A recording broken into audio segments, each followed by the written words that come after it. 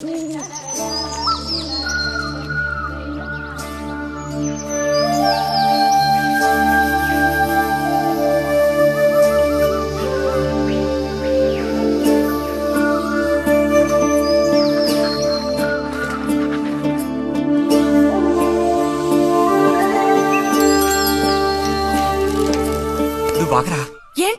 నిదానంగా లోపలికి వెళ్ళి అమ్మా పిన్ని ఉన్నారేమో చూసిరా. అబ్బో నన్ను ఎరికిద్దామనే నీ ట్రిక్కులన్నీ నాకు తెలుసులే. ఎప్పుడు చూసినా నేనే దొరుకుతాను.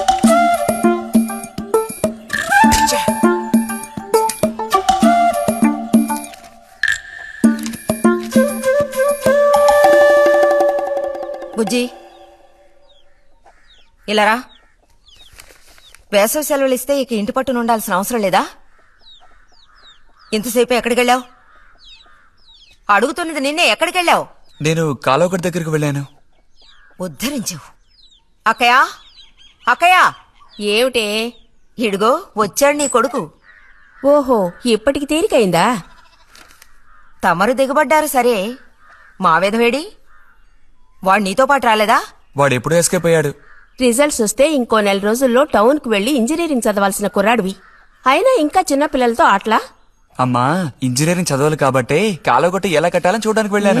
బాగా సాకులు నేర్చుకున్నావు. కొట్టానంటే పళ్ళు రాలిపోతాయి. పొద్దున్నెప్పుడో చెద్దన్నం తిని ఊరి మీద పడ్డావు. ఆకలేస్తుంది, కాళ్ళు చేతులు కడుక్కుని వెళితేను. బావగారికి ట్రాన్స్ఫర్ అయ్యి మీరు వెళ్ళిపోయాక స్వగ్రామానికి తిరిగి వచ్చి నాళ్ళుండడం ఇదేగా మొదటిసారి. అందుకే మరి ఇలా ఊరంపడి పడి తిరుగుతున్నాడు. కానీ వీడు వెళ్ళిపోతే నీకు అస్సలు ఊసిపోదు కదా. నాదే ముందులే, సగం జీవితం అయిపోయింది. వాడు చదువు పూర్తి చేసుకుని తిరిగి వచ్చాడనుకో, వాడినో ఇంటివాణ్ణి చేసి కృష్ణారామ అంటూ ఓ మూలన కూర్చుంటారు. చూద్దాం, బుజ్జిగాడేలేక తెలుస్తుందిలే.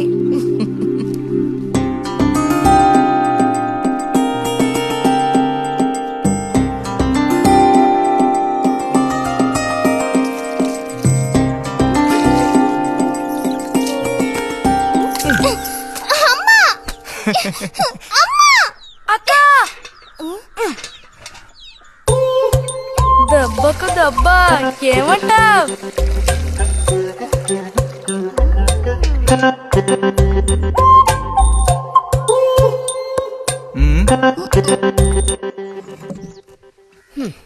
ఏరా ఇంజనీరు, ఇంకా ఎప్పుడొస్తుందిరా నీకు బుద్ధి? ఏ ఎప్పుడు చూసినా చిన్నపిల్లల్ని ఏడిపిస్తూ ఉంటావు. సిగ్గులేదు నీకు? మీరేం దిగులు పడకండమ్మా.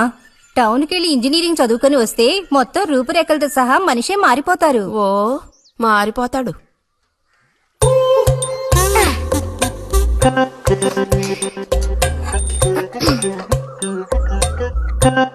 పచ్చలేదా?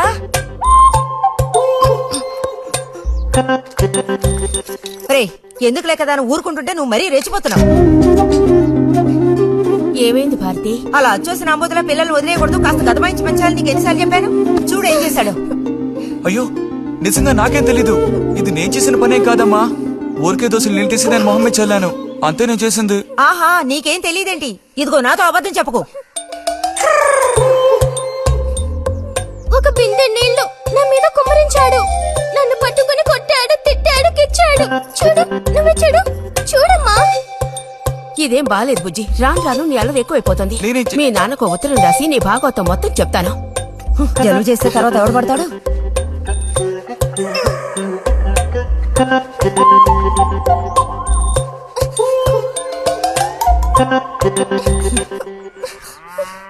రా.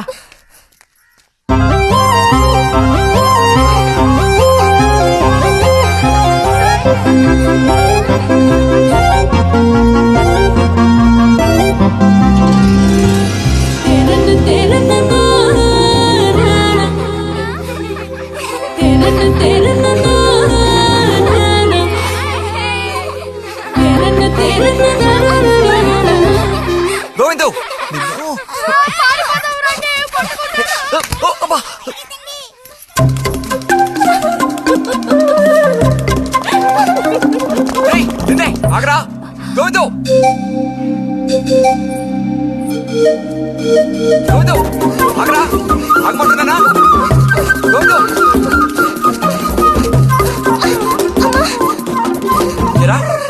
చేతులు వదులు.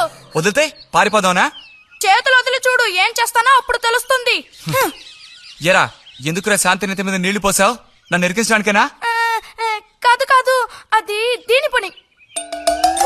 అవునా? ఇది పచ్చి అబద్ధం. వీడు నీళ్ళు పోయడం నేను చూశాను. ఒసే ఒసే, నువ్వు నా చెల్లెలివి కదా, మనిద్దరం ఒకే పార్టీ. నాకు వ్యతిరేకంగా నువ్వు సాక్ష్యం చెప్పకూడదు. నేను పోయడం నువ్వు చూసావా? నేను చూశాను, నా 2 కళ్ళతో చూశాను. నిజం. ఎరా నిన్ను సరే సరే, నువ్వేం చేసుకుంటావో చేసుకో. తర్వాత నీ సంగతి చూసుకుంటానులే.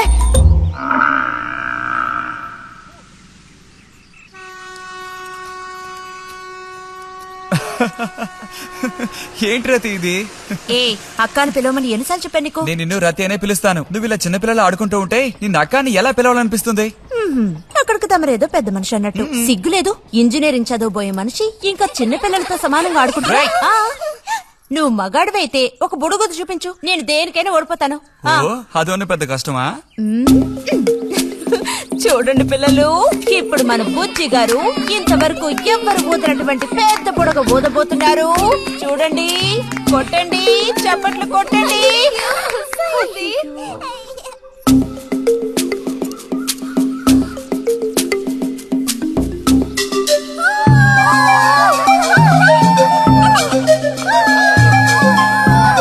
హలో, ఈ మాత్రానికే పగలబడిన అవ్వకర్లేదు.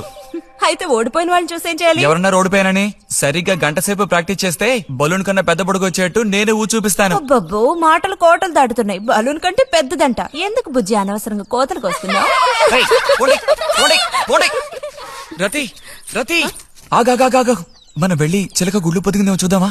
వద్దు బుజ్జి, ఊరికి రోజు వెళ్ళి అలా తాకి చూస్తావు, పొదగవు. అవే పొద్దుతాయిలే, రా. అబ్బా రా.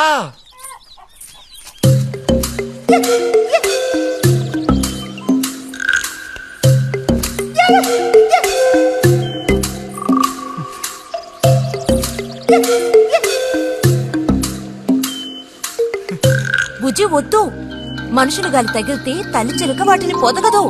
తల్లి చిలక పొదక్కపోతే దాని తల్లి వస్తుందిలే. ఏయ్, కూడదని చెప్తున్నానా? వద్దన్న పని చేస్తాడు మొండిగట్టం. అబ్బో, అయ్యో ఎర్రచీమలు! బుజ్జి, త్వరగా దూకి. కుట్టేసాయి. చూసావా, అందుకే పెద్దవాళ్ళు చెప్పింది వినాలి అంటారు. మాట విన్నావా? తప్పు బుజ్జి, ఆ గూడు జోలికి వెళ్ళొద్దు అని చిలక చెప్పినట్టు చెప్పాను. ఇప్పుడేమైంది? కుట్టాయా? నచ్చ పెట్టుకో. అబ్బబ్బా, ఒళ్ళంతా కుట్టేసే పట్టుకున్నా. పొండి అవతలకి. అన్నట్టు రిజల్ట్ ఇప్పుడు వస్తుంది. వచ్చే టైం అయింది. నువ్వు ఇంజనీర్ అయ్యేదెప్పుడు? ఈ ఊరు వచ్చేదెప్పుడు? ఓ పెద్ద వంతెన కడితే మేము దాని మీద నడిచేదెప్పుడు? ఆలోచించి చెప్తానులే. ఓహో.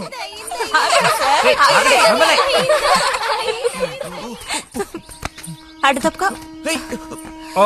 రే బుజ్జి రా, ఇలా రా. దా, కూర్చో. పోయిన వారం నీకు కథ చెప్పినప్పుడు మా రెజిమెంట్ శత్రువుని నాశనం చేయడానికి ముందడిగేస్తూ వెళ్ళిందని చెప్పి ఆపాను కదా. అప్పుడు శత్రువులు మా వ్యూహాన్ని చేరించడానికి ప్రయత్నించిన యాక్షన్ పార్ట్ తర్వాత చదివి చూస్తే చాలదేమో అనిపించింది. చాలా పూర్గా ఉంది. అందుకని ఆ సీన్ టోటల్ గా మార్చి రాశా. ఒకసారి చదువుతాను, ఎలా ఉందో చెప్పు. అయ్యో మామయ్య, ఏం లేదు, నాకు కొంచెం తలనొప్పిగా ఉంది. వినే మూడు కూడా లేదు. ఇలాంటి దేశభక్తి కథలు వినేటప్పుడు మంచి మూడ్ వస్తుంది. అందులోనూ ఇలాంటి సన్నివేశం వింటుంటే ఎక్కడ లేని ఉత్తేజం వస్తుంది. నా ఈ పుస్తకం ప్రింట్ అయి బయటికి రాని ఆ తర్వాత నీ ఇలాంటి కుర్రకారంతా పోటీ పడి మరీ మిలిటరీలో జాయిన్ అవుతా ఉంటూ క్యూ కట్టి మరీ నుంచుంటారు.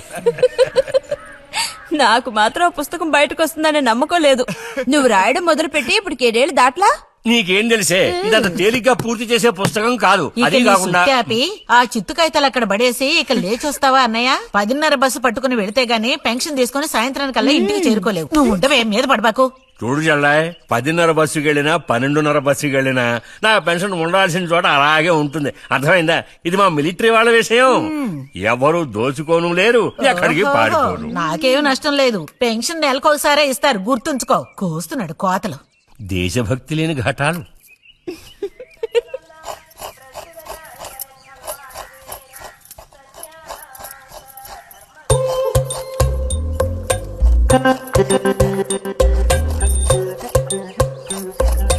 అమ్మా వీడిని చూడమ్మా. అంబుజం ఏంట్రా మేస్తున్నావా?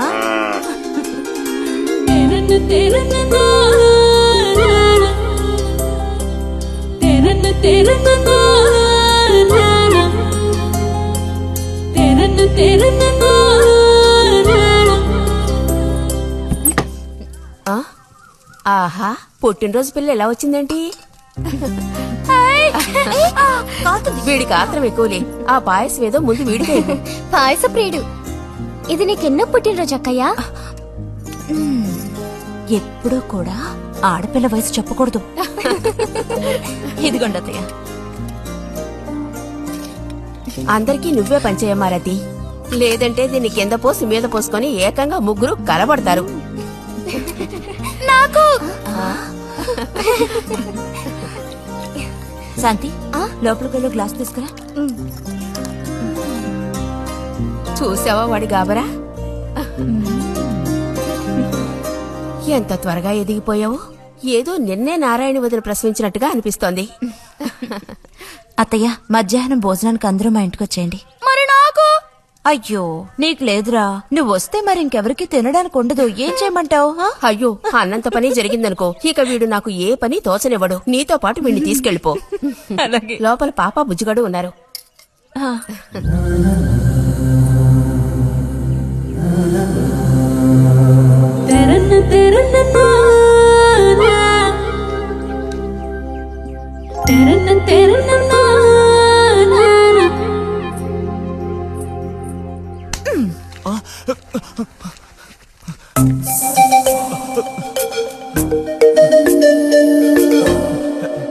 బుజ్జి నోరు తెరు. ఆ? ఆ ఆ ఆ చాలు, చిరకాలం ఇట్టి పుట్టినరోజులు జరుపుకోవాలి. అంటే నేను త్వరగా ముసల్దాన్ని అయిపోవాలనా? ఎందుకు నీకే కుట్ర బుద్ధి? సార్ని భోజనానికి పిలుద్దామని వచ్చాను. మేడం, ఈ రకంగా పిలిస్తే నేను రాను. ఏ రకంగా పిలిస్తే తమరు వస్తారు మరి? పల్లకి తీసుకొచ్చి ఊరేగింపుగా తీసుకెళ్ళా? పల్లకి మీదో భుజం మీదో ఉయ్యాల్లోనో మర్యాదగా తీసుకెళ్తే వస్తాను. అయితే నువ్వు రావక్కర్లేదులే. ఓకే, రావద్దా? నువ్వు చిన్నపిల్లాడిగా ఉండేటప్పుడు నేను నిన్ను ఎత్తుకునేదాన్ని. నీకు జ్ఞాపకం ఉందా? నేను చిన్నపిల్లగా ఉండేటప్పుడు నాకు పన్ను ఊడిపోయింది. అది నీకు గుర్తుందా? నాకప్పటికి 10 ఏళ్లుంటాయి. మరి నీకేమో 2 ఏళ్లుంటాయి. అప్పుడు మనందరం కలిసి మొక్కు తీర్చుకోవాలని తిరుపతికి వెళ్ళాం. నేను నిన్ను ఎత్తుకోవాలి. పొరపాటున ఇంకెవ్వరు ఎత్తుకున్నా నువ్వు ఒప్పుకోవు. అప్పుడు నేను నిన్ను ఎత్తుకుని కొండెక్కడం మొదలు పెట్టానా, 2 మెట్లు ఎక్కానో లేదో జారి కింద పడ్డాను. ఇదిగో ఈ సైడ్ పని ఢమాల్. అప్పుడు నువ్వు చక్కగా లక్షణంగా బుద్ధిమంతుల్లో ఉండేవాడివి. అది మరి ఆశ దోశ. ప్లీజ్ భోజనానికి త్వరగా వచ్చండి సార్.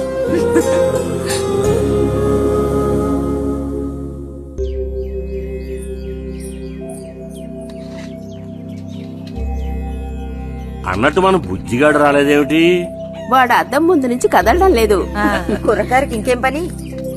అడుగో వచ్చాడు. అరే, అదేమిటో పిల్ల జమీందారులో వచ్చావు? అది వాళ్ళ నాన్నగారి జుబ్బా. బుజ్జిగారు, ఏంటి ఇక్కడ ఎవరైనా పిల్లనివ్వడానికి రెడీగా ఉన్నారనుకుని వచ్చారా?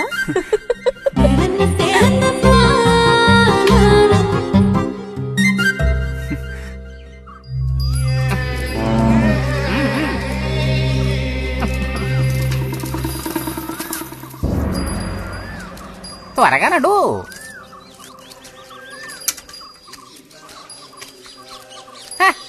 ఏం పిల్లోడా, నేను వచ్చిన దగ్గర నుంచి నీ గురించి అడుగుతూ ఉన్నాను. చాలా రోజులుగా దేశ సంచారంలో ఉన్నాను. అందులోనూ ఈ ఊరికి బొత్తిగా రాలేదు. కాకపోతే నువ్వు వచ్చావన్న విషయం మాత్రం తెలుసు. అదెలా? యుక్తితో నేను ఆలోచిస్తాను. సంతలో మీ అమ్మగారిని కలిశాను. ధైర్యం చెప్పాను, మీ అబ్బాయి గొప్ప విజయం సాధిస్తాడు, వృద్ధిలోకి వస్తాడు అని. ఇదిగో మెచ్చుకుని 10 రూపాయలు ఇచ్చారు. పోతే నిన్నొకసారి చూసి పోదామని వచ్చాను. నీ చిన్నతనంలో నన్ను ఒక బూచాన్ని చేసి మీ అమ్మ నిన్ను భయపెట్టేది. ఆ భయం ఎప్పటికీ ఉందా? భయమా? తొక్కేం కాదు. సరే గాని నేను అడిగే ప్రశ్నకి కరెక్ట్ గా సమాధానం చెప్పు. ఇప్పుడు నా మనసులో ఏం ఆలోచన మెదులుతోంది? ఆ, వింతైన కోరికలేవో నీ మనసులోకి చొరబడుతున్నాయి. ఆ అనుభూతి నీకు కలిగిందటో?